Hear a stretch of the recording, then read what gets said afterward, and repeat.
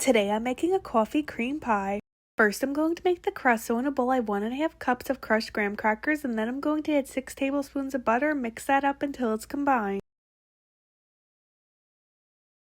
Then I'm going to add the graham cracker mixture into a greased 9-inch pie plate and press it in, and then bake this at 350 for 10 to 12 minutes. The crust is baking, I'm going to make the filling and the topping, so in a bowl I have 1 cup of heavy cream, then I'm going to add 1/4 of a cup of sugar and mix this up until stiff peaks form. Then put the whipped cream to the side, and now I'm going to make the filling for the pie, so in a bowl I'm going to add 1 packet of instant vanilla pudding mix. Then add 1 cup of milk.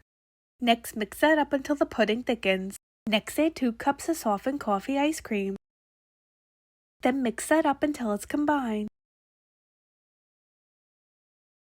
Next I'm going to add half of the whipped cream that I made earlier and fold that in. Next add the filling into the cooled crust. Then I add the rest of the whipped cream into a piping bag, and I'm going to pipe a border around the pie. Lastly, I'm going to sprinkle some chocolate sprinkles on top of the whipped cream and then put this in the fridge for 3 hours before serving. Here's an up close look of the coffee cream pie.